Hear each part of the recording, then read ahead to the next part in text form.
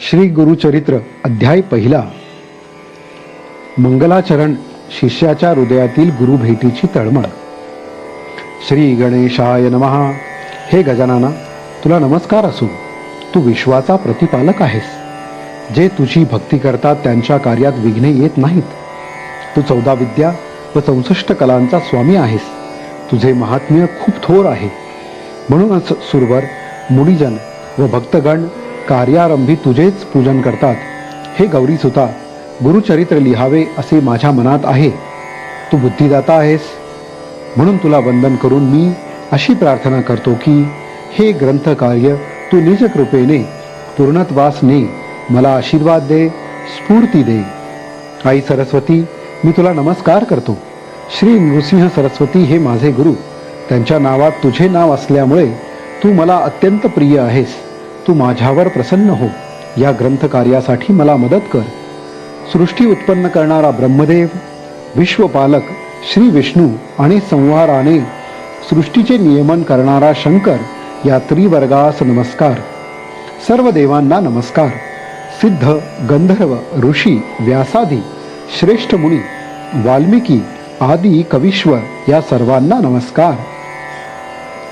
तुम्ही माझ्यावर कृपादृष्टी ठेवून हे ग्रंथकार्य पूर्णत्वास न्या अशी विनम्र प्रार्थना करतो. मात्या पित्यास नमस्कार. आपस्तंभ शाखेचे कौंडिन्य गोत्रात जन्मलेले सायमदेव हे आमचे मूळ पुरुष म्हणजेच खापर पंजोबा. साखरे हे त्यांचे आडनाव. त्यांचे पुत्र नागनाथ, त्यांचे पुत्र देवराय व त्यांचे पुत्र गंगाधर हे माझे वडील. आश्वलायन शाखेचे काश्यप गोत्राचे चौंडेश्वरी यांची कन्या चंपा ही माझी आई. माझ्या वडिलांच्या नावापुढे सरस्वती हे नाव लावून मी मोठ्या आदराने सरस्वती गंगाधर असे नाम धारण केले आहे. आमच्या कुळावर पूर्वीपासून श्री गुरूंची कृपा आहे. त्यांनीच मला श्री गुरुचरित्र लिहिण्याची आज्ञा केली आहे. श्री गुरूंच्या आशीर्वादाने हा ग्रंथ पूर्ण होईल अशी माझी श्रद्धा आहे. श्री गुरु नृसिंह सरस्वती म्हणजेच दत्तात्रयांचा अवतार. ज्यांना आपले व आपल्या पुत्र पौत्रांचे कल्याण व्हावे असे वाटते त्यांना हे गुरुचरित्र फलदायी होईल. ज्यांच्या घरी हे गुरुचरित्र नित्य प्रेमाने श्रवण पठण केले जाईल त्यांच्या घरी लक्ष्मी वास करील. त्यांची मनोरथे पूर्ण होतील. इष्टकार्य सिद्धी होईल. तेथे सुख समाधान नांदेल. दुःख, संकटे, चिंता, पीडा व व्याधी यांचे निवारण होईल. श्री गुरूंच्या वास्तव्याने पावन झालेल्या श्री क्षेत्र गाणगापुरात जाऊन श्री गुरूंची आराधना केल्याने इष्ट फलप्राप्ती त्वरित होते. गुरूने दिलेल्या नाम मंत्राचा जप करणारा एक साधक अन्यग्रामी राहत असे. एके दिवशी त्याच्या मनात श्री गुरूंच्या दर्शनाची तीव्र इच्छा निर्माण झाली. तो गाणगापुराकडे वाटचाल करू लागला. तो श्री गुरूंना करुण वचनांनी एकसारखा आळवीत होता. गुरुदेव, मी आपला दास आहे. आपण माझी तळमळ जाणता. ज्यांच्या स्मरणाने समस्त दैन्याचे निरसन होते त्या तुम्ही मला आज दर्शन दिले नाही तर तुमच्या महात्म्याला कमीपणा येईल. तुमच्या भेटीसाठी मी अत्यंत व्याकुळ झालो असताना तुम्ही माझ्यावर कृपा केली नाही तर मी कुठे जाऊ. वेद म्हणतात गुरु हे त्रैमूर्ती आहेत. भक्तासाठी कृपा सिंधूच आहेत. कलियुगात ते नृसिंह सरस्वती नावाने विख्यात होतील. अगम्य लीला दाखवून लोकांचा उद्धार करतील. हे गुरु, त्या वेद वचनांचा तू माझ्या बाबतीत खरे करून दाखव. हे गुरु, त्या वेद वचनांना तू माझ्या बाबतीत खरे करून दाखव. तुझ्या ठाई तिन्ही देवांचे गुण एकवटलेले आहे. तू परम दयाळू आहेस. म्हणून माझी तुला अशी विनंती आहे की मला भावभक्ती माहीत नाही. माझे चित्तही स्थिर राहत नाही. तरीही मला वेगाने पाव. माझ्यासाठी माता, पिता, आप्त, बंधू, स्वकीय सर्व काही तूच आहेस. हे गुरुदेवा, तू माझे कष्ट व माझे दैन्य हरण कर. तू सर्वज्ञ आहेस. मग माझ्या मनीचे दुःख तुला कळत नाही. घेतल्याशिवाय द्यायचे नाही अशी तुझी रीत असेल तर मी तुला काय देऊ ते तरी सांग. काहीतरी घेऊन मग देणे हा तर व्यवहार झाला. त्यात तुझे काय औदार्य. हे नरहरी, माझ्यावर कृपा करणे तुला सहज शक्य असताना मला एवढा आटापिटा का करायला लावतोस? मी बालक तुझा सेवक आहे. त्याच्या बाबतीत एवढी कठोरता धरणे तुला शोभत नाही. तू माझ्यावर रागावलायस का? माझ्यावर कृपा करण्यासाठी एवढा विलंब का? तेव्हा नामधारकाच्या हृदयातील तळमळ जाणून गायीने वत्सासाठी धावावे तसे गुरुनाथ शिष्यासाठी धावले. त्यांच्या दर्शनाने शिष्याची तळमळ एकदम शांत झाली. त्याने गुरुचरणावर मस्तक ठेवून त्यांना वंदन केले. श्री गुरूंच्या भेटीने त्याला खूपच हर्ष झाला. त्याच्या हृदयात श्री गुरूंची मूर्ती स्थिरावली होती. श्री गुरुदेव दत्त. श्री गुरुचरित्र अध्याय 2. संदीपकाची गुरुभक्ती. श्री गणेशाय नमः.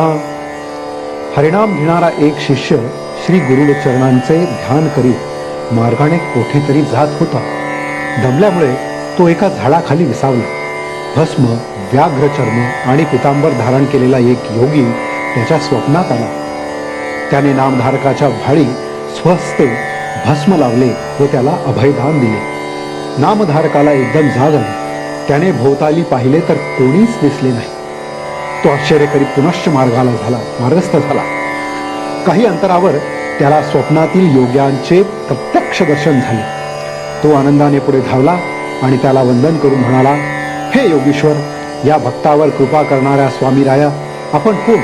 कुठून आला? आपण कोठे राहता? योगी म्हणाला, माझे नाव सिद्ध. गाणगापुराचे नृसिंह सरस्वती हे माझे गुरु. नामधारक म्हणाला, मीही नित्य श्री गुरूंचे ध्यान करतो. मग माझ्या नशिबी ही कष्टप्रद अवस्था का? योगी म्हणाला, नामधारका, तू त्यांची एकनिष्ठेने भक्ती कर. मग तुला त्यांच्या कृपेची साक्षात अनुभूती येईल. पूर्वी ब्रह्मदेवाने कलियुगाला श्री गुरूंचा महिमा सविस्तर सांगितला, तोच मी तुला सांगतो, ऐक. सृष्टीच्या आरंभी विष्णूने आपल्या नाभी कमलातून ब्रह्मदेवास उत्पन्न केले. त्याला 4 वेद दिले व त्यांना अनुसरून जगाची निर्मिती करण्यास सांगितले. त्याप्रमाणे त्याने एक विश्व निर्माण केले. 4 प्रकारची जीवकोटी उत्पन्न केली.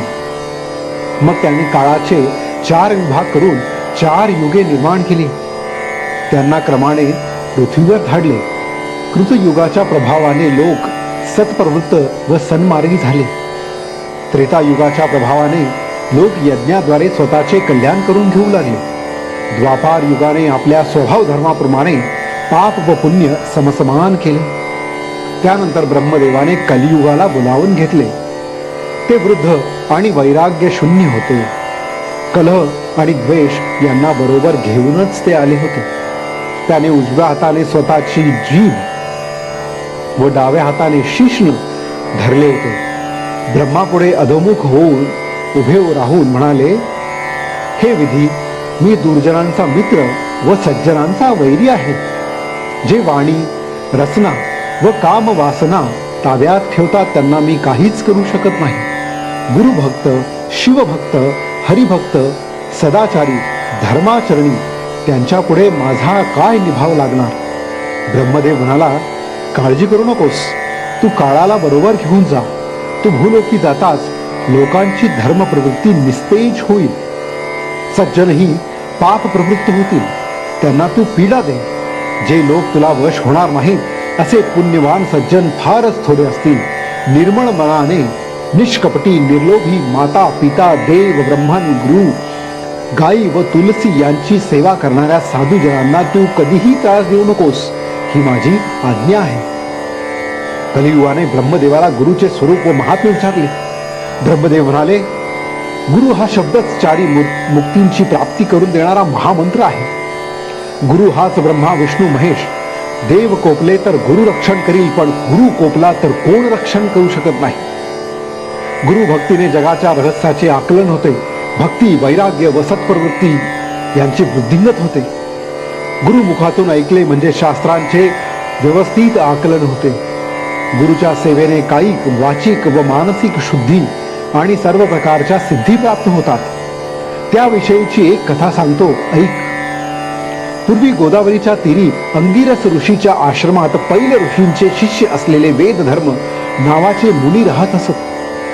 ते आपल्या शिष्यांकडून शास्त्रांचा अभ्यास करून घेत असत. एकदा ते सर्व शिष्यांना उद्देशून म्हणाले, माझे पूर्वजन्मीचे शेष पापभोग याच देही भोगायचे आहे.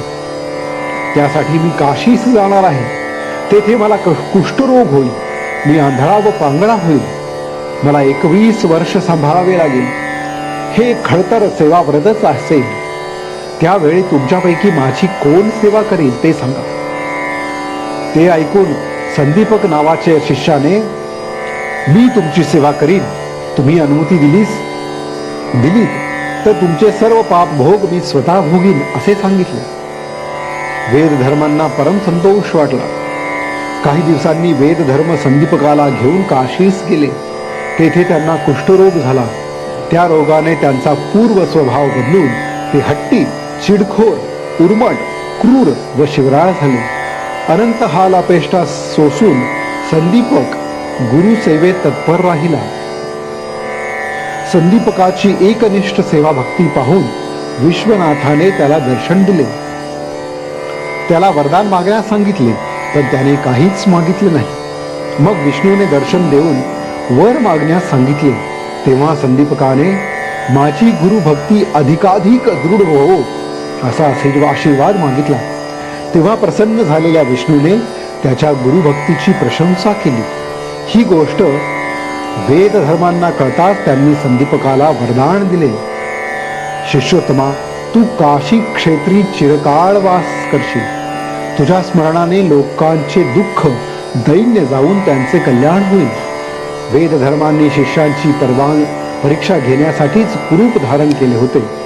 त्यानंतर ते दिव्य देही झाले. लोकांच्या कल्याणासाठी आपल्या शिष्यासह काशीतच राहिले. सिद्ध म्हणाला, नामधारका, गुरुचे महात्म्य लक्षात घेऊन त्यांची दृढ भावाने सेवाभक्ती करावी. गुरुभक्तांवर शंकर नेहमीच प्रसन्न असतो. श्री गुरुदेव दत्त. अध्याय 2 समाप्त.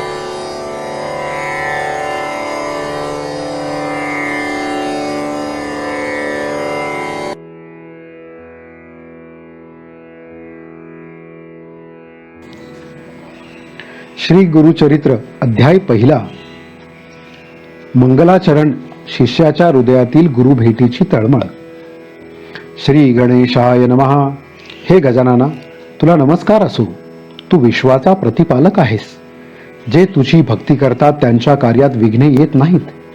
तू 14 विद्या व 64 कलांचा स्वामी आहेस. तुझे महात्म्य खूप थोर आहे. म्हणूनच सुरवर, मुनिजन व भक्तगण कार्यारंभी तुझेच पूजन करतात. हे गौरीसुता, गुरुचरित्र लिहावे असे माझ्या मनात आहे. तू बुद्धिदाता आहेस, म्हणून तुला वंदन करून मी अशी प्रार्थना करतो की हे ग्रंथ कार्य तू निज कृपेने पूर्णत्वास ने.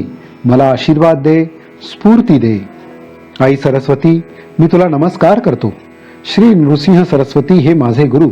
त्यांच्या नावात तुझे नाव असल्यामुळे तू मला अत्यंत प्रिय आहेस. तू माझ्यावर प्रसन्न हो. या ग्रंथ कार्यासाठी मला मदत कर. सृष्टी उत्पन्न करणारा ब्रह्मदेव, विश्वपालक श्री विष्णू आणि संहाराने सृष्टीचे नियमन करणारा शंकर या त्रिवर्गास नमस्कार. सर्व देवांना नमस्कार. सिद्ध, गंधर्व, ऋषी, व्यासादी, श्रेष्ठ मुनी, वाल्मिकी आदी कवीश्वर या सर्वांना नमस्कार.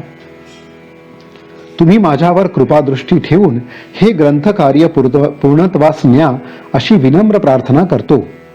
मात्या पित्यास नमस्कार. आपस्तंभ शाखेचे कौंडिन्य गोत्रात जन्मलेले सायमदेव हे आमचे मूळ पुरुष म्हणजेच खापर पंजोबा. साखरे हे त्यांचे आडनाव. त्यांचे पुत्र नागनाथ, त्यांचे पुत्र देवराय व त्यांचे पुत्र गंगाधर हे माझे वडील. आश्वलायन शाखेचे काश्यप गोत्राचे चौंडेश्वरी यांची कन्या चंपा ही माझी आई. माझ्या वडिलांच्या नावापुढे सरस्वती हे नाव लावून मी मोठ्या आदराने सरस्वती गंगाधर असे नाम धारण केले आहे. आमच्या कुळावर पूर्वीपासून श्री गुरूंची कृपा आहे.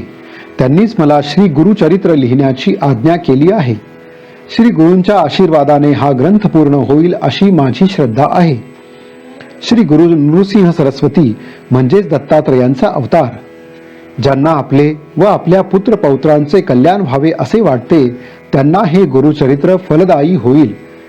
ज्यांच्या घरी हे गुरुचरित्र नित्य प्रेमाने श्रवण पठण केले जाईल त्यांच्या घरी लक्ष्मी वास करील. त्यांची मनोरथे पूर्ण होतील, इष्ट कार्य सिद्धी होईल. तेथे सुख समाधान नांदेल. दुःख, संकटे, चिंता, पीडा व व्याधी यांचे निवारण होईल. श्री गुरूंच्या वास्तव्याने पावन झालेल्या श्री क्षेत्र गाणगापुरात जाऊन श्री गुरूंची आराधना केल्याने इष्ट फलप्राप्ती त्वरित होते. गुरुने दिलेल्या नाम मंत्राचा जप करणारा एक साधक अन्यग्रामी राहत असे. एके दिवशी त्याच्या मनात श्री गुरूंच्या दर्शनाची तीव्र इच्छा निर्माण झाली. तो गाणगापुराकडे वाटचाल करू लागला. तो श्री गुरूंना करुण वचनांनी एकसारखा आळवीत होता. गुरुदेव, मी आपला दास आहे. आपण माझी तळमळ जाणता. ज्यांच्या स्मरणाने समस्त दैन्याचे निरसन होते त्या तुम्ही मला आज दर्शन दिले नाही तर तुमच्या महात्म्याला कमीपणा येईल. तुमच्या भेटीसाठी मी अत्यंत व्याकुळ झालो असताना तुम्ही माझ्यावर कृपा केली नाही तर मी कुठे जाऊ. वेद म्हणतात गुरु हे त्रैमूर्ती आहेत, भक्तासाठी कृपा सिंधूच आहेत. कलियुगात ते नृसिंह सरस्वती नावाने विख्यात होतील. अगिम्य लीला दाखवून लोकांचा उद्धार करतील. हे गुरु, त्या वेद वचनांचा तू माझ्या बाबतीत खरे करून दाखव. हे गुरु, त्या वेद वचनांना तू माझ्या बाबतीत खरे करून दाखव. तुझ्या ठाई तिन्ही देवांचे गुण एकवटलेले आहे.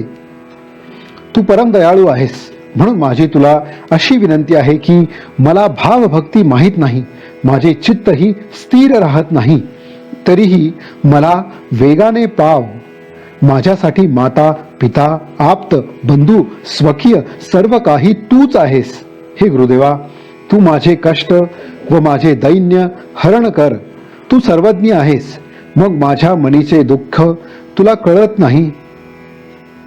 घेतल्याशिवाय द्यायचे नाही अशी तुझी रीत असेल तर मी तुला काय देऊ ते तरी सांग. काहीतरीच घेऊन मग देणे हा तर व्यवहार झाला. त्यात तुझे काय औदार्य. हे नरहरी, माझ्यावर कृपा करणे तुला सहज शक्य असताना मला एवढा आटापिटा का करायला लावतोस. मी बालक, तुझा सेवक आहे. त्याच्या बाबतीत एवढी कठोरता धरणे तुला शोभत नाही. तू माझ्यावर रागावलायस का. माझ्यावर कृपा करण्यासाठी एवढा विलंब का. तेव्हा नामधारकाच्या हृदयातील तळमळ जाणून गायीने वत्सासाठी धावावे तसे गुरुनाथ शिष्यासाठी धावले. त्यांच्या दर्शनाने शिष्याची तळमळ एकदम शांत झाली. त्याने गुरुचरणावर मस्तक ठेवून त्यांना वंदन केले. श्री गुरूंच्या भेटीने त्याला खूपच हर्ष झाला. त्याच्या हृदयात श्री गुरूंची मूर्ती स्थिरावली होती. श्री गुरुदेव दत्त. श्री गुरुचरित्र अध्याय 3. अंबरीशाची कथा. श्री गणेशाय नमः. सिद्धयोग्याच्या मुखातून गुरुमहिमा श्रवण केल्याने नामधारकास खूप प्रसन्न वाटले. तो म्हणाला, हे मुने, तुम्ही माझ्या मनातील संशय घालविलात. तुम्ही मला उद्धाराचा मार्गच दाखवून दिला. आता स्वतःविषयी काही सांगा. मी आपला दास होऊ इच्छितो. सिद्धाने त्याला प्रेमाने जवळ घेतले व म्हणाला, ज्या ज्या स्थानी माझे गुरु राहत होते तेथेच मी वास करतो. गुरुस्मरण हाच माझा आहार आहे. मग सिद्धाने नामधारकाला श्री गुरुचरित्र ग्रंथ दाखविला व म्हणाला, या ग्रंथात श्री गुरूंचे अगाध महात्म्य सांगितले आहे. मी याचे नित्य पठन करतो. याच्या श्रवणाने भाविकांचे इष्ट मनोरथ पूर्ण होतात. ज्ञान प्राप्ती होते. सर्व प्रकारचे ऐश्वर्य व सुख प्राप्त होते. या ग्रंथाचे भावभक्तीने सप्ताह पारायण केल्याने कार्यसिद्धी होते. निपुत्रिकाला पुत्र होतो. ग्रहपीडा, रोगपीडा, ब्रह्म इत्यादी महापातके यांचे निवारण होते. बंधनातून मुक्ती मिळते. आयुष्य, आरोग्य व सद्बुद्धी लाभते. ते ऐकून नामधारक उत्साहित होऊन म्हणाला, हे मुने, तुमच्या रूपाने मला साक्षात्कारी गुरुच भेटला आहे. श्री गुरुचरित्राचे श्रवण घडावे अशी माझी खूप इच्छा होती. ती इच्छा तुम्ही पूर्ण करा. त्याने नामधारकाला आपल्या समवेत भीमा अमरजा संगमावर नेले. ते दोघे एका अश्वत्थाखाली बसले. सिद्धयोगी नामधारकास म्हणाला, वत्सा, श्री गुरूंचे दास्य कसे करावे हे तुला माहीत नव्हते, म्हणूनच तुला चिंता व कष्ट भोगावे लागले. नामधारक म्हणाला, मला श्री गुरूंची ओळख पटवून द्या. सिद्धाला त्याची दया आली. तो म्हणाला, वत्सा, ज्यांच्या मनात दृढ भाव नाही ते अविद्येच्या मायेने वेढून दुःख भोगतात. ते भोगताना गुरुला दोषून देतात. संशय टाकून दे. श्री गुरु म्हणजे कृपेचा सागर. तो तुझी कधीच उपेक्षा करणार नाही. त्यांनी वरदहस्त ठेवताच प्रपंचातही परमार्थ साध्य होतो. तू निसंदेह होऊन एकाग्रतेने गुरुभक्ती कर. सर्व भावे गुरुचरणांना शरण जा. नामधारकाने हात जोडले व म्हणाला, स्वामी, आपण धन्य आहात. आपण माझा संशय घालविलात. आता श्री गुरूंचे चरित्र ऐकवा. सिद्ध म्हणाला, वत्सा, अंतःकरणात गुरुविषयी जाणून घेण्याची तीव्र उत्कंठा असल्याशिवाय कथा श्रवणाचा आनंद मिळत नाही. या ग्रंथाच्या श्रवणाने तुला चारी पुरुषार्थ साध्य होतील असा माझा आशीर्वाद आहे. कलियुगात तिन्ही देव एकच मनुष्य रूपाने अवतार घेऊन आले, तेच श्री गुरु होत. आदी वस्तू ब्रह्म निर्गुण व निराकार आहे. प्रपंचामध्ये 3 गुणांना अनुसरून त्याच्या 3 मूर्ती झाल्या, ब्रह्मा, विष्णू आणि महेश. ब्रह्मा रजोगुणाने सृष्टी निर्मिती करतो. विष्णू सत्वगुणाला अनुसरून तिचे पालन पोषण करतो, तर रुद्र तमोगुणाने संहाराचे कार्य करतो. ते तिघे कार्य व स्वरूपाने भिन्न वाटत असले तरी भिन्न नाहीत. सृष्टी चक्र अव्याहत चालविणे ही जी परमात्म्याची शाश्वत लीला आहे, तिला ते सहाय्य करतात. हे तिन्ही देव कारण परत्वे अवतार घेऊन पृथ्वीचा भार उतरवतात. भक्ताच्या रक्षणासाठी भगवान विष्णूने 10 अवतार घेतले. ती कथा अशी आहे. एकादशीचे व्रत करणारा अमरीश ब्राह्मण सर्व काळ हरिचिंतन करायचा. त्याची व्रतनिष्ठा सर्वश्रुत होती. एकादशी व्रत करणारे द्वादशीला भोजन करतात. त्यावेळी पारणे फेडण्याआधीच कोणी अतिथी आल्यास त्याला आधी भोजन देऊन मगच आपण जेवावे असे शास्त्र सांगतो. एके दिवशी दुर्वासांनी त्याची परीक्षा घेण्याचे ठरविले. त्याचे व्रत भंग करण्याच्या उद्देशाने ते द्वादशीला मुद्दामच त्याच्या घरी आले. त्या दिवशी द्वादशी तिथी घटकाभरच होती. पारणे करायचे तर तेवढ्या अवधीत अन्न ग्रहण करणे कर्मप्राप्त होते. अमरीशाने दुर्वासांचे स्वागत केले. जेवणापूर्वी दुर्वास ऋषी स्नान देवता अर्जनार्थी नित्य अनुष्ठानासाठी नदीवर जाण्यास निघाले. अमरीशाने त्यांना आपली अडचण सांगून लवकर येण्याची विनंती केली, पण ते आलेच नाहीत. शेवटी व्रतभंग होऊ नये म्हणून त्याने नुसते तीर्थ घेऊन पारणे केले. दुर्वासांसाठी भोजन तयार करून तो त्यांची वाट पाहू लागला. तेवढ्यात त्यांचे आगमन झाले. अमरीशाकडे रागाने पाहून ते म्हणाले, दुरात्मा, अतिथीला न घेता भोजन केलेस व माझ्या अपमानाबद्दल तुला सर्व योनीत जन्म घ्यावे लागतील. ती शापवाणी ऐकून अमरीशाला रडू आली. आपल्या भक्ताची केविलवाणी अवस्था पाहून भगवान विष्णू तेथे प्रगट झाले. ते दुर्वासांना म्हणाले, ऋषीवर्य, तुम्ही माझ्या भक्ताला शाप दिलेला असला तरी त्याचे रक्षण करणे हे माझे आद्य कर्तव्य आहे. त्याचा शाप मी भोगीन. दुर्वास महाज्ञानी होते. पुढील काळात दुर्जनांना शासन करून भक्तांचा उद्धार करण्यासाठी भगवंताला अवतार घेणे सोयीचे व्हावे म्हणून हा शाप निमित्त होऊ शकतो हे लक्षात घेऊन ते म्हणाले, हे प्रभू, परोपकारासाठी शाप भोगताना तू विविध स्थानी विविध योनीत असे एकूण 10 अवतार घे. त्यानंतर विष्णूने मत्स्य, कूर्म, वराह, नरसिंह, वामन, परशुराम, राम, कृष्ण व बुद्ध असे क्रमाने 9 अवतार घेतले. पुढे कल्की नावाचा 10वा अवतार होणार आहे. आता मी तुला दत्तावताराची कथा सांगतो, ऐक.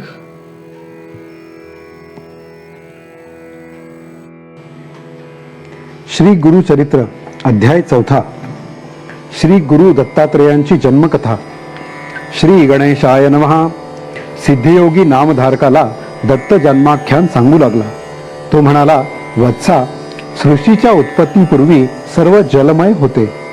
नंतर त्यात हिरण्यगर्भ निर्माण झाले. हिरण्यगर्भ म्हणजेच रजोगुणाने उत्पन्न झालेला ब्रह्मा, त्याला ब्रह्मांड असे म्हणतात. त्याची 2 शकले झाली, आकाश आणि भूमी. ब्रह्माने त्यामध्ये 14 भुवनांची रचना केली. 10 दिशा, काळ, मन, बुद्धी, वाणी व कामादी षडविकार उत्पन्न केले. मग त्या सृष्टीची विस्तृत रचना करण्यासाठी मरीची, अत्री, अंगिरस, पुलत्स्य, पुलह, क्रतू आणि वसिष्ठ असे 7 मानसपुत्र म्हणजे सप्तर्षी निर्माण केले. अनसुया ही अत्री ऋषींची पत्नी. ती महान पतिव्रता होती. पतिसेवेने तिचा पुण्य प्रभाव इतका वाढला की त्या पुण्याईच्या बळावर ती स्वर्गाची स्वामिनी होते की काय अशी देवांना चिंता वाटू लागली. इंद्रादिकांनी ब्रह्मा, विष्णू आणि महेश यांची भेट घेऊन या चिंतेचे निवारण करण्यास सांगितले. इंद्र म्हणाला, अनसुया पतिभक्त आहे. तिचे अलौकिक आचरण पाहून सूर्यही घाबरतो. तिला त्रास होऊ नये म्हणून अग्नी, वायू, पृथ्वी हे सर्वच सौम्य होतात. तिला उपद्रव झाल्यास ती आम्हाला शाप देईल की काय अशी सतत भीती वाटते. यावर काहीतरी निश्चित उपाययोजना करावी. अनसुयेचे सत्व पाहण्यासाठी ते भिक्षुक रूपाने अत्रींच्या आश्रमात आले. त्यावेळी अत्री ऋषी अनुष्ठानासाठी बाहेर गेले होते. आश्रमात अनसुया एकटीच होती. त्यांनी तिला हाक मारली व म्हणाले, आम्ही ब्राह्मण अतिथी खूप भुकेलेले आहोत. तुम्ही इच्छा भोजन देता अशी कीर्ती ऐकून इथे आलो आहोत. अनसुयेने त्यांचे यथोचित स्वागत केले. ते म्हणाले, आम्ही स्नानादी कर्मे करूनच आलो आहोत. अत्री येईपर्यंत थांबणे आम्हाला शक्य नाही. त्वरित भोजन देत असाल तर ठीक, नाही तर आम्ही जातो. त्यांचे म्हणणे मान्य करून अनसुयेने त्यांना आश्रमात नेले. त्यांना पाटावर बसवले, पात्रे मांडली. तेव्हा भिक्षुक म्हणाले, हे सती, आम्ही तुझ्या सौंदर्याची कीर्ती ऐकून येथे आलो आहोत. तुझ्या हातच्या स्वयंपाकाची चव घ्यावी आणि तुझे विवस्त्र सौंदर्य पाहावे अशी आमची इच्छा आहे. तू नग्न होऊन आम्हाला वाढणार असशील तरच आम्ही जेवू, अन्यथा निघून जाऊ. हे ब्राह्मण, आपले सत्व पाहण्यासाठी आलेले कोणीतरी श्रेष्ठ महात्मा आहेत हे अनसुयेच्या लक्षात आले. अतिथी विन्मुख केले तर पतीच्या आज्ञेचे उल्लंघन, विवस्त्र होऊन वाढावे तर पतिव्रतेचा धर्म मोडतो. प्रसंग बिकट आहे, मार्ग तर काढलाच पाहिजे. आज माझ्या पतीच्या तपश्चर्येचीच परीक्षा आहे, तीच माझे रक्षण करील असा विचार करून तिने अतिथींच्या मागणीला होकार दिला. ती स्वयंपाकगृहात गेली. तेथे विवस्त्र होऊन पक्वान्नांची पात्रे उचलली व माझ्या पतीची तपश्चर्या श्रेष्ठ असेल तर हे तिन्ही अतिथी लहान बालके होतील असे म्हणून ती बाहेर आली. तर काय आश्चर्य, त्या भिक्षुकांची तिन्ही तानी बालके झाली. ती भुकेने व्याकुळ होऊन रडू लागली. अनसुया अचंबित झाली. मग स्वतःला सावरून वस्त्रे नेसून आली. मातृसुलभ वात्सल्याने तिला पान्हा फुटला. तिने एकेकाला मांडीवर घेऊन त्यांना स्तनपान दिले. ती त्रिदेवांची माता झाली. तिने तिघांना नाहू माकू घातले आणि पाळण्यात घालून निजवले. मध्यान्ह समयी अत्री आश्रमात परतले. पाळण्यात झोपलेल्या बालकांना पाहून त्यांना मोठे आश्चर्य वाटले. अनसुयेने त्यांना सर्व वृत्तांत सांगितला. अत्रींनी अंतर्ज्ञानाने त्यांची स्वरूप खूण जाणली. बालरूपातील त्रिदेवांना वंदन केले. तेव्हा ते तिघेही आपले बालरूप तसेच ठेवून निज रूपात प्रगट झाले. त्यांनी अत्री व अनसुयेची प्रशंसा केली आणि वर मागण्यास सांगितले.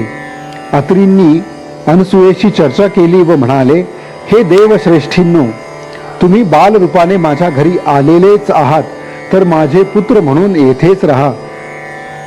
तेव्हा तथास्तु म्हणून ते तिन्ही देव स्वस्थानी परतले. अत्री अनसुयेने त्या बालकांचे नामकरण केले. बालरूपातील ब्रह्मा, विष्णू, महेश्वर यांची अनुक्रमे चंद्र, दत्त आणि दुर्वास अशी नावे ठेवली. काही काळाने दुर्वास आणि चंद्र माते सन्मुख उभे राहिले. दुर्वास म्हणाला, आई, मी तीर्थयात्रा व तपश्चर्या करणार आहे, मला निरोप दे. चंद्र म्हणाला, मी तारांगणात राहून तुमच्या चरणाचे नित्य दर्शन घेईल, शीतल चांदणे पसरवून सर्वांना सुख देईल, पृथ्वीवरील वनस्पतींचे पोषण करील. विष्णुमूर्ती दत्त तुझ्यापाशी राहून तुझी सेवा करील. अनसुयेने त्यांना जाण्याची आज्ञा दिली. विष्णू दत्त रूपाने अत्री आश्रमी राहिला. ब्रह्मदेव आणि शंकर त्यांनी आपापले दिव्य अंश त्यांच्या स्थायी स्थापन केले. तेव्हापासून दत्त हा अत्री अनसुयेचा पुत्र आणि श्री विष्णूंचा अवतार असूनही दत्तात्रेय म्हणून एकत्वाने राहिला. तो दत्तात्रेय महाप्रभू हाच गुरु परंपरेचे मूळ पीठ आहे. दत्त जन्माची अद्भुत कथा ऐकून नामधारकास अपार धन्यता वाटली. तो सिद्धयोग्याला म्हणाला, हे मुने, आता मला दत्तात्रेयांच्या अवताराविषयी सविस्तर सांग. अध्याय 4 समाप्त. गुरुदेव. श्री गुरुचरित्र अध्याय 5. श्रीपाद श्रीवल्लभांची जन्मकथा. श्री गणेशाय नमः. सिद्ध म्हणाला, नामधारका, कलियुगात लोक धर्मभ्रष्ट झाले, कर्मभ्रष्ट झाले, तेव्हा श्री गुरु दत्तात्रेयांनीही लोककल्याणार्थ अवतार घेतले. पीठापूर येथील आपळराज नावाचा आपस्तंभ शाखेचा एक ब्राह्मण राहत असे. त्याची पत्नी सुमती धर्मशील व पतिव्रता होती. ती विष्णुदत्ताची भावभक्तीने आराधना करायची. एकदा अमावस्येस आपळराजाच्या घरी पितृश्राद्ध होते. श्राद्धासाठी आमंत्रित ब्राह्मणांचे भोजन व्हायचे होते. तेव्हा दत्तात्रय महाप्रभू अतिथी रूपाने तिच्या द्वारी आले. सुमतीने ब्राह्मण भोजनापूर्वीच भिक्षा घातली. ही तिची सेवा तत्परता पाहून दत्तात्रेयांनी तिला 3 मुखे व 6 हात या मूळ दत्त स्वरूपात दर्शन दिले आणि इच्छित वर मागण्यास सांगितले. सुमतीने श्री गुरूंची स्तुती केली व म्हणाली, गुरुदेव, आपण मला अतिथी रूपात माते अशी हाक मारली, ते वचन खरे हो. मला अनेक आपत्ते झाली, ती जन्मताच मेली. जे 2 पुत्र जगले त्यात एक आंधळा आहे तर दुसरा पांगळा. असे पुत्र असून नसल्यासारखेच आहेत. माझा पुत्र तुमच्यासारखा महाज्ञानी, जगतवंद्य, देवांसारखा आणि पुरुषार्थी असावा अशी इच्छा आहे. ती तुम्ही पूर्ण करा. दत्तात्रय म्हणाले, माते, तुला अपेक्षित असाच पुत्र होईल. तो महातपस्वी असेल. तो तुझ्या कुळाचा उद्धार करील. त्याची मोठी कीर्ती होईल. मात्र तुम्हाला त्याच्या कलाने घ्यावे लागेल. त्याचा शब्द मोडलात तर तो तुमच्याबरोबर राहणार नाही. सुमतीला वरदान देऊन दत्तात्रय अदृश्य झाले.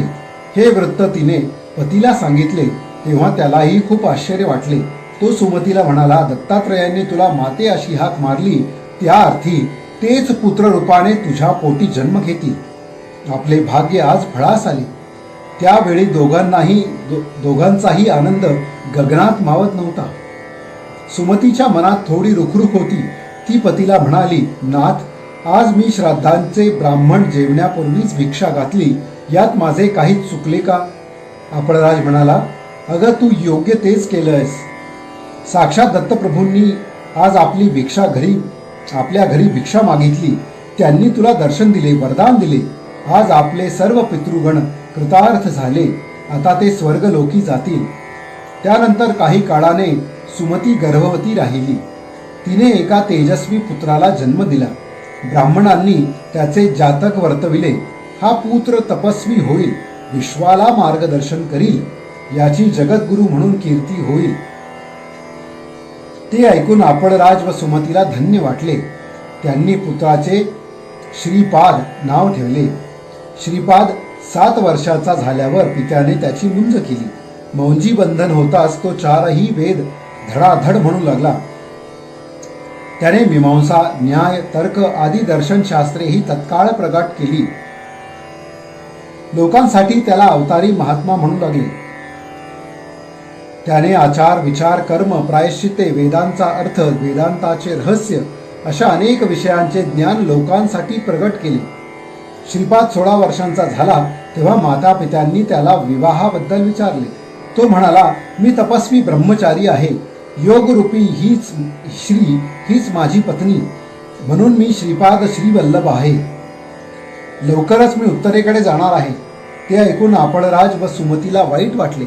दत्तात्रयांचे वचन आठवून त्यांनी त्याला विरोध केला नाही. ती दोघे म्हणाली, बाळा, तू आमची म्हातारपणीची काठी आहेस. तू निघून गेलास तर आम्ही कोणाकडे आशेने पाहायचे?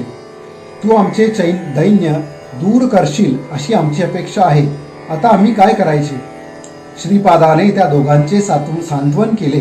म्हणाला, आई बाबा एवढेच ना, मी आत्ताच तुमचे दुःख घालवितो. मग त्याने आपल्या दोन्ही भावावर अमृतमय कृपादृष्टी टाकली तर काय आश्चर्य, ते दोघेही अव्यंग सुंदर व सुदृढ झाले. त्यांनी श्रीपादाचे कृतज्ञतेने पाय धरले. श्रीपाद म्हणाला, तुम्ही माता पित्याची सेवा कराल तर इहलोकी पुत्र पौत्रादिकांचे सौख्य भोगून शेवटी मुक्त व्हाल. ते सर्व पाहून आपण राज व सुमतीला आनंदाश्रू आवरत नव्हते. श्रीपादाने त्यांनाही आश्वासन दिले, हे तुमचे दोन्ही पुत्र शतायुषी होतील, त्यांच्या घरी अखंड लक्ष्मी नांदेल, यांची कीर्ती मोठी होईल, यांचे वंशज वेदशास्त्र संपन्न सदाचारी व प्रतिष्ठा प्राप्त होतील. मला साधुजनांना दीक्षा देण्यासाठी उत्तरेकडे जायचे आहे, अनुज्ञा असावी. माता पितांच्या डोळ्यात अश्रू तरळत होते. त्यांना वंदन करून श्रीपाद क्षणार्धात अदृश्य झाला. तो गुप्त रूपाने काशीस आला, तेथून बद्रिकाश्रमास गेला. तेथे नारायणाची भेट घेतली. त्याला मी कार्यासाठी मनुष्य रूपाने अवतार घेतला आहे असे सांगितले. मग तो तीर्थयात्रा करीत गोकर्ण क्षेत्री आला. अध्याय 5 समाप्त.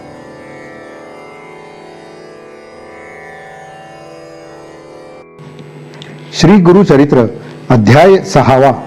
गोकर्ण महाबळेश्वराची कथा. श्री गणेशाय नमः. नामधारक सिद्धयोग्याला म्हणाला, महाराज, श्रीपाद श्रीवल्लभांनी कोणत्या उद्देशाने तीर्थयात्रा केली, ते गोकर्ण क्षेत्री का गेले? सिद्ध म्हणाला, शिष्योत्तमा, दत्तात्रेयाचा श्रीपाद अवतार भक्तांना उपदेश करून त्यांना आध्यात्मिक दीक्षा देऊन त्यांचा उद्धार करण्यासाठीच झाला होता. तीर्थक्षेत्रे ही आध्यात्मिक केंद्रेच असतात. अशा ठिकाणी पवित्र उपदेश केल्याने वा दीक्षा दिल्याने अधिक चांगला प्रभाव पडतो. म्हणून श्रीपाद श्रीवल्लभ लोक कल्याणार्थ तीर्थयात्रा करीत होते. तीर्थ अनेक असले तरी गोकर्ण क्षेत्राचे महात्म्य अत्यंत थोर आहे. तेथे भगवान शंकर आत्मलिंग रूपाने नित्य अधिष्ठित आहेत. ते शिवभक्तीचे एकत्रित पीठ असल्यामुळे जास्त पवित्र आहे. जे जीवाला शिवत्वाकडे नेणारे अतिप्राचीन स्थान आहे. येथील शिवलिंग महाबळेश्वर नावाने प्रख्यात असून गणपतीने स्वहस्ते त्याची प्रतिष्ठापना केली आहे. ती कथा अशी आहे. कैकसी ही रावणाची माता. ती शिवपूजन केल्याशिवाय अन्न ग्रहण करीत नसे. एके दिवशी तिला पूजेसाठी शिवलिंग मिळाले नाही, म्हणून तिने वाळूची पिंडी तयार करून तिची पूजा केली. ते पाहून रावणाला कमीपणा वाटला. माते, मी तुला शिवासह कैलास पर्वतच लंकेला आणून देतो अशी घोर प्रतिज्ञा करून तो कैलासापाशी गेला. आपल्या 20 हातांनी कैलास पर्वत गदगदा हलवू लागला. त्या हादऱ्यांनी त्रिभुवन डगमगले. पार्वती भयभीत झाली. तेव्हा शंकराने डाव्या हाताने शिखरावर दाब दिला. त्यामुळे रावण पर्वताखाली दडपला गेला. त्याने आर्ततेने शंकराची प्रार्थना केली. रावण शिवभक्त असल्यामुळे भोळ्या शंकराला दया आली. त्याने डाव्या हाताचा दाब काढून घेताच रावणाची सुटका झाली. जीवदान मिळालेल्या रावणाने आत्यंतिक समर्पित भावनेने आपले मस्तक छेदले. आपल्याच आतड्यांची दोरी वळली. ती त्या मस्तकाला जोडून एक तंतुवाद्य तयार केले. त्याच्या साथीने त्याने 36 राग रागिन्यामध्ये सुस्वर गायन केले. त्याचा भक्तिभाव पाहून प्रसन्न झालेल्या शंकराने वर मागण्यास सांगितले. रावणाने मातेसाठी कैलास पर्वत मागितला. तेव्हा शंकर म्हणाला, माझ्या पूजेसाठी मी तुला माझे आत्मलिंग देतो. ते माझा प्राण आहे. शंकराने त्याला स्वतःचे आत्मलिंग दिले व म्हणाला, हे लंकेत घेऊन जा. याची 3 वर्ष पूजा कर. त्यामुळे तू ईश्वर स्वरूप होशील. मात्र मार्गाने जाताना हे दिव्य लिंग भूमीवर कोठेही टेकवू नकोस. शिवाचे आत्मलिंग प्राप्त झाले म्हणून रावणाला खूपच आनंद झाला होता. शंकराला वंदन करून तो लंकेच्या दिशेने निघाला. ही वार्ता नारदांनी इंद्राला सांगताच तो भयभीत झाला. मग नारद, ब्रह्मदेव, इंद्रादी सूरगणांनी विष्णूंची भेट घेतली व म्हणाले, हे श्रीहरी, शिवाचे आत्मलिंग मिळाल्यामुळे रावण अजरामर होण्याचा धोका निर्माण झाला आहे. आता तुम्हीच काही उपाय करा, नाहीतर सृष्टीचा नाश अटळ आहे. श्री विष्णूने शंकराला गाठले व रावणाला आत्मलिंग देऊन किती वेळ झाला ते विचारून घेतले. मग नारद आणि गणपतीला बोलवून काही युक्ती करायची ते नीट समजावून सांगितले. त्याप्रमाणे ते दोघे कामगिरीवर रवाना झाले. नारदांनी रावणाला गाठले,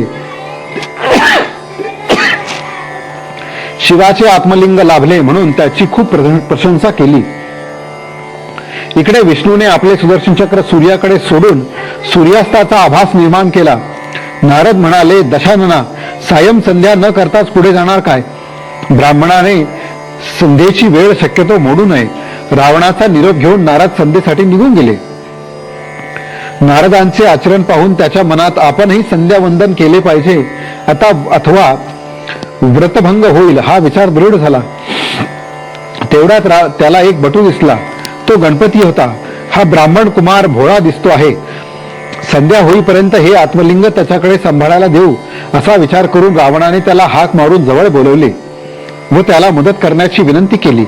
तेव्हा बटू रूपातील गणपती म्हणाला, लंकेश्वर, तुम्ही संध्या करून लवकर परत या, तोपर्यंत मी लिंग सांभाळेल. ते मला पेलवले नाही तर मी तुम्हाला 3 हाका मारेन. तोवर तुम्ही आला नाहीत तर मात्र मी लिंग खाली ठेवीन. ते मान्य करून रावणाने आत्मलिंग बटूच्या हाती दिले व तो संध्येसाठी गेला. बटू त्याच्यापासून काही अंतरावर उभा होता. रावण अर्घ्य देत असताना बटूने त्याला हाक मारली. रावणाने त्याला हात दाखवून थांबण्यास सांगितले. मग त्याने थोड्या थोड्या अवधीने पुन्हा 2 हाका मारल्या. गणपतीने स्वतःच्या पित्याचे दिव्य आत्मलिंग भूमीवर ठेवले. भूमिस्पर्श होताच ते अगदी घट्ट बसले. देवांनी गणपतीवर आनंदाने पुष्पवृष्टी केली. संध्या आटोपून रावण त्वरेने धावला, पण तोपर्यंत खूप उशीर झाला होता. रावणाने ते लिंग उपटण्यासाठी प्रचंड जोर लावल्यामुळे त्या लिंगाला पीळ पडून ते गायीच्या कानाच्या आकृतीसारखे झाले, पण बाहेर आले नाही. महाबळी शिवलिंग रूपाने तेथेच दृढ राहिला. तेव्हापासून ते शिवलिंग गोकर्ण महाबळेश्वर म्हणून प्रख्यात झाले. हताश रावण रिक्त हस्ते लंकेत परतला. शिवाने वास्तव्य केले म्हणून देवही तेथे येऊन राहू लागले. अध्याय 6 समाप्त. गुरुचरित्र अध्याय 7. मित्रसह राजाची कथा. चांडाळ स्त्रीचा उद्धार. श्री गणेशाय नमः. नामधारक सिद्धाला म्हणाला, हे मुने, मला गोकर्ण क्षेत्राचे महात्म्य सांगणारी एखादी पुरातन कथा सांग. सिद्ध म्हणाला, पूर्वी इक्ष्वाकू वंशात मित्रसह नावाचा राजा होऊन गेला. एके दिवशी तो मृगयासाठी अरण्यात गेला असताना त्याच्या हातून एका दैत्याचा वध झाला. त्याचा सूड घेण्यासाठी त्या दैत्याचा भाऊ मनुष्य रूपाने राजधानीस आला. त्याने राजगृहात आचार्याचे काम मिळवले. एकदा पितृश्राद्धासाठी राजाने वसिष्ठासह अनेक थोर ऋषींना भोजनासाठी बोलवले होते. ती संधी साधून आचार्याने नरमांस मिसळून स्वयंपाक बनविला. तो अरण्यात निघून गेला. अंतर्ज्ञानी वसिष्ठांनी भाज्यांमध्ये नरमांस असल्याचे तत्काळ ओळखले. त्यांनी तू ब्रह्मराक्षस होशील असा शाप राजाला दिला. आपली काही चूक नसताना वसिष्ठांनी आपल्याला शाप दिला म्हणून तोही तळहातावर पाणी घेऊन त्यांनी प्रतिशाप देण्यास उद्युक्त झाला. पण त्याच्या राणीने मदयंतीने त्याची समजूत काढली, त्याला परावृत्त केले. राजाने ते पापसंकल्पयुक्त जल स्वतःच्या पावलावर टाकले. राणी वसिष्ठांना शरण गेली. पतीसाठी उशाप देण्याची त्यांना विनंती केली. तुझ्या पतीला 12 वर्षांनी पूर्वरूप प्राप्त होईल असे सांगून वसिष्ठ निघून गेले. मित्रसह राजा ब्रह्मराक्षस होऊन अरण्यात संचार करू लागला. ब्रह्मराक्षस झालेला राजा तहान भुकेने नेहमी व्याकुळ असे. तो पशु पक्ष्यांना व माणसांना मारून खात असे. एके दिवशी त्याने वनातून जाणाऱ्या ब्राह्मण दाम्पत्यास पाहिले. त्याने ब्राह्मणावर झडप घालून त्याला ठार केले. ते क्रूर कृत्य पाहून संतापलेल्या ब्राह्मणीने त्याला शाप दिला, हे नराधमा, तुझ्या हातून ब्रह्महत्या घडली. तू वसिष्ठ ऋषींच्या शापाने ब्रह्मराक्षस झाला आहेस. 12 वर्षांनी पूर्वरूप प्राप्त झाल्यावर तू जेव्हा घरी जाशील तेव्हा पतीशी समागम करताच तुला मृत्यू येईल. ब्राह्मणीने आक्रोश करीत पतीच्या अस्थी गोळा केल्या व चिता प्रदीप्त करून स्वतःचेही अस्तित्व संपवले. 12 वर्षांनी मित्रसह राजा शापमुक्त होऊन पूर्वरूपाने घरी परतला. त्याला सुखरूप पाहून राणीला खूप आनंद झाला. राजाला ब्राह्मणीच्या शापाची धास्ती वाटत होती म्हणून तो राणीला भेटण्याचे टाळत असे. मदयंतीला ते खटकले. तिने राजाला समक्ष भेटून विचारणा केली. त्याने तिला ब्राह्मणीच्या शापाचा सर्व वृत्तांत सांगितला तेव्हा पतिसौख्य नाही व आता संतान सौख्यही लाभणार नाही म्हणून राणी निराशेने रडू लागली. राजा व राणीने ज्ञानीजनांशी चर्चा करून शापोद्धराचा उपाय विचारला. त्यांच्या मार्गदर्शनानुसार अनेक पुण्यकृत्य केली पण ब्रह्महत्येच्या पातकाचे क्षालन होईना. मग राजा तीर्थक्षेत्र यात्रेस निघाला. मिथिला नगरीच्या बाहेर उपवनात त्याला महातपस्वी गौतम ऋषीचे दर्शन घडले. गौतमांनी त्याची आस्थेने चौकशी केली. राजाने त्यांना सर्व घटनाक्रम सांगितला व उद्धार करण्याची विनंती केली. गौतम ऋषींनी मित्रसह राजाला गोकर्ण क्षेत्राचे महात्म्य सांगितले व पुढे म्हणाले, राजा, एकदा मी गोकर्ण यात्रेस गेलो होतो. दुपारी विश्रांतीसाठी एका वृक्षाखाली बसलेलो असताना एक वृद्ध, आंधळी व कुष्ठरोगाने जर्जर चांडाळ स्त्री दृष्टीस पडली. ती मरणोन्मुख अवस्थेत होती. तिचे प्राणोत्क्रमण होताच शिवलोकातून एक दिव्य विमान खाली आले. त्यातून 4 तेजस्वी शिवदूत उतरले. मी त्यांच्याकडे सहज चौकशी केली. ते चांडाळीस शिवलोकी नेण्यासाठी आले होते. मी त्यांना विचारले, ही चांडाळ स्त्री एवढ्या उत्तम गतीस कशी प्राप्त झाली? शिवदूत म्हणाले, ऋषीवर्य, ही स्त्री पूर्वजन्मी ब्राह्मण कन्या होती. तिचे नाव सौदामिनी. अकाली वैधव्य आल्यानंतर कामपूर्तीसाठी ती जार कर्म करू लागली. घरच्यांनी संबंध तोडले तेव्हा तिने एका धनिक शूद्र तरुणाशी लग्न केले. तिला एक पुत्र झाला. ती मद्यपान व मांसाहार करू लागली. एकदा मद्याच्या धुंदीत तिने मेंढ्याऐवजी गायीचे वासरू कापले. त्याचे मांस रांधले. ते स्वतः खाल्ले व घरच्यांना खाऊ घातले. सायंकाळी भानावर आल्यावर आपण गोहत्या केलेली पाहून तिला खूपच पश्चाताप झाला. मृत्यूनंतर यमदूतांनी तिचे नरकात भयंकर हाल केले. तिला चांडाळ स्त्रीचा जन्म मिळाला. ती जन्मांधव कुरूप होती. माता पित्याच्या निधनानंतर ती निराधार झाली. कुष्ठरोगाने तिची पार दुर्दशा झाली. ती भीक मागून गुजराण करू लागली. एकदा महाशिवरात्रीस ती भिकाऱ्यांच्या सोबतेस गोकर्णास आली. कर्म धर्म संयोगाने तिच्या नकळत उपोषण, शिरवाचन, शिवकीर्तन, श्रवण व जागरण घडले. महाशिवरात्रीस तिच्याकडून गोकर्ण क्षत्री ही जी पुण्यकर्मे घडली त्यामुळे तिची पूर्वजन्मकृत सर्व पातके जळून गेली. भगवान शंकर तिच्यावर प्रसन्न झाले. त्यांच्या आज्ञेनेच आम्ही तिला नेण्यासाठी आलो आहोत. असा आहे गोकर्ण क्षेत्राचा महिमा. तूही तेथे जा. तुझी सर्व पातके जळून जातील. ब्राह्मणीच्या शापाचेही निवारण होईल. गौतमांच्या आज्ञेनुसार मित्रसह राजा गोकर्ण क्षेत्री गेला. तेथे एकनिष्ठेने शिवाराधना करून तो ब्रह्महत्या व सतीच्या शापातून मुक्त झाला. शिवकृपेने त्याचे कल्याण झाले. नामधारका, गोकर्ण क्षेत्राचे महात्म्य व पावित्र्य थोर म्हणूनच श्रीपाद तेथे राहिले. अध्याय 7 समाप्त.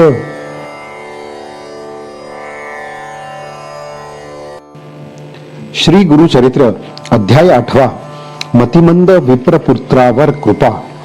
श्री गणेशाय नमः.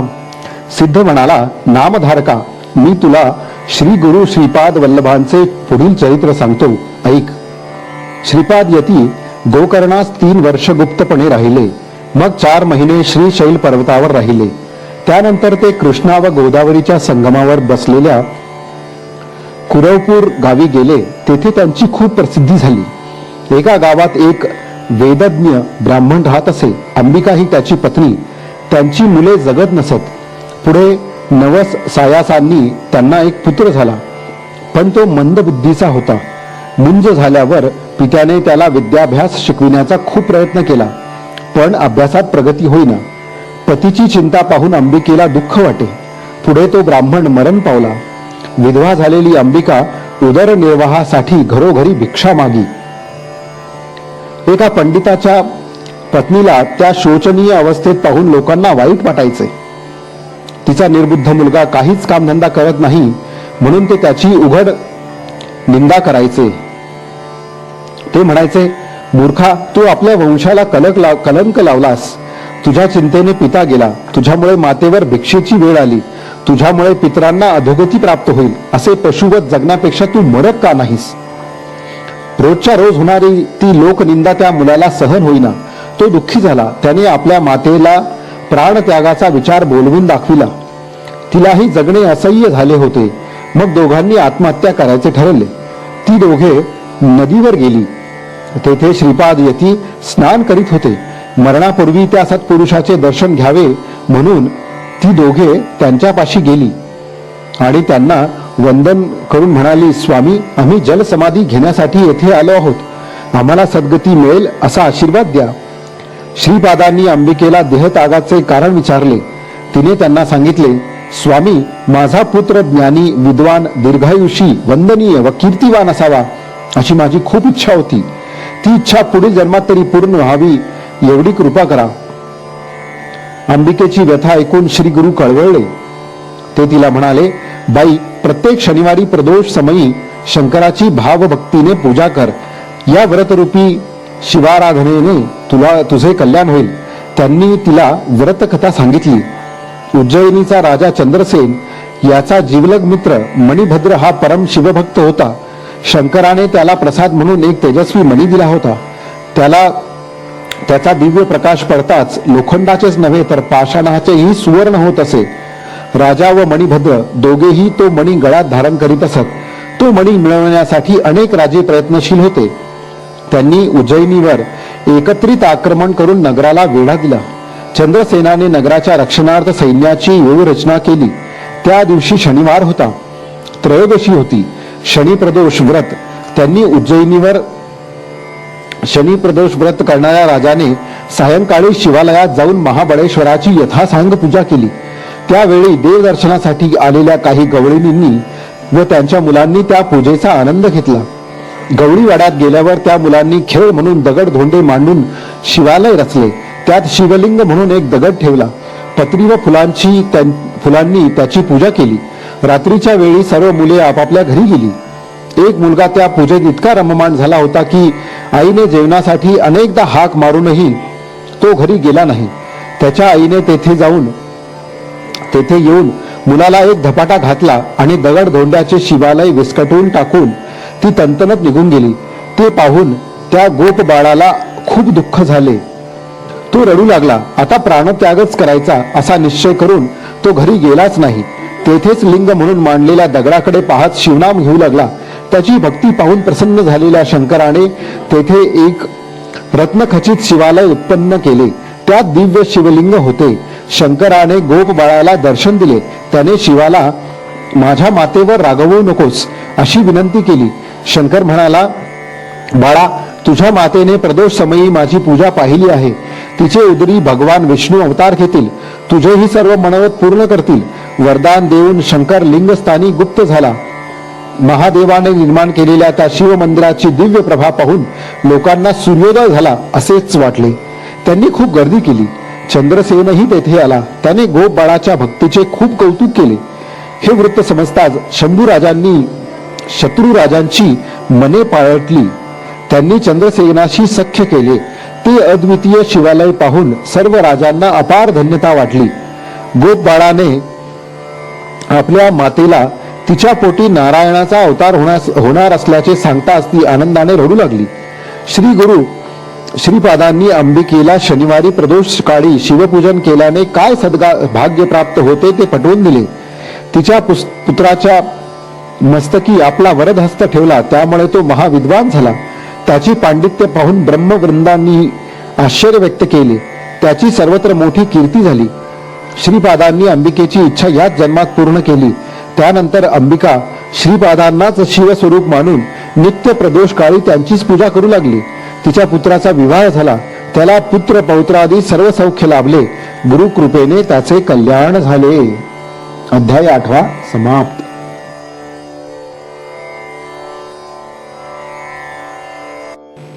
श्री गुरु चरित्र अध्याय 9 परिटास वरदान.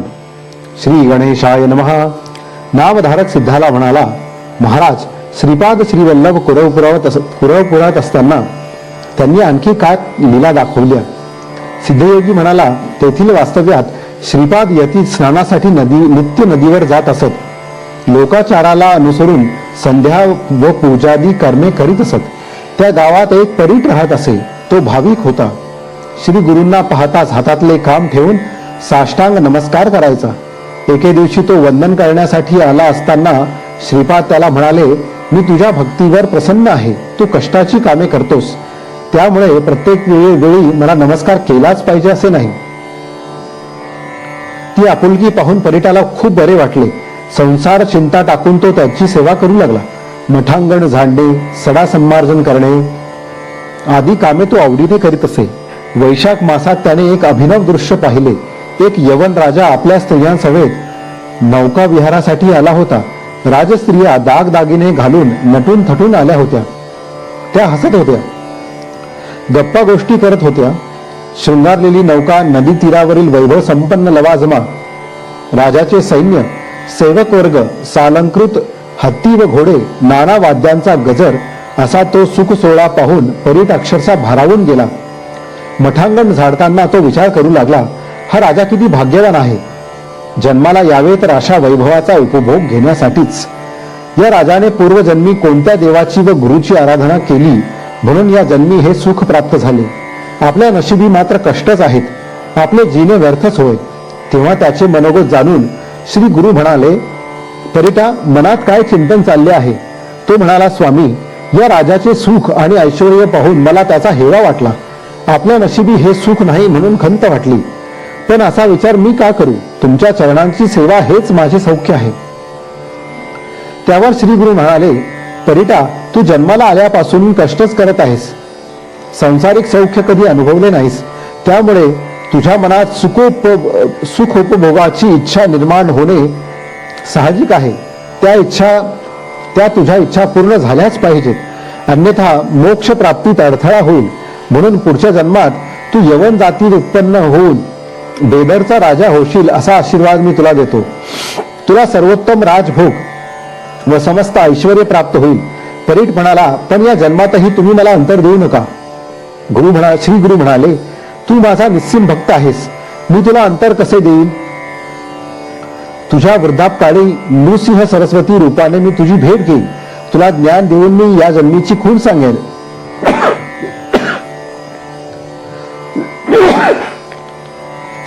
ते राजभोग या जन्मातच भोगायचे असतील तर ते तसे सांग.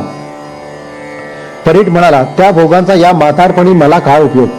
ते सर्व सौख्य पुढील जन्मात तरुणपणीच भोगेन. तेव्हा तथास्तु म्हणून श्री गुरूंनी त्याला निरोप दिला. घरी गेल्यावर परीट मरण पावला. कालांतराने त्याने बेदरच्या राजवंशात जन्म घेतला. ती कथा पुढे सांगणारच आहे.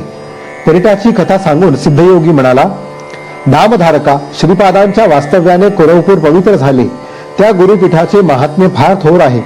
अवतार कार्य पूर्ण होताच श्री गुरु अश्विन मध्य द्वादशीस मृग नक्षत्र असताना गंगेत गुप्त झाले. ते लौकिकदृष्ट्या अदृश्य झालेले असले तरी सूक्ष्म रूपाने अजून तेथेच आहेत. त्यांचे कार्य अखंड चालूच आहे. श्रद्धावंत भाविकांना आजही त्यांच्या अस्तित्वाची प्रसिद्धी येते. श्री गुरूंच्या कृपेने त्यांची कार्यसिद्धी होते. अध्याय 9 समाप्त.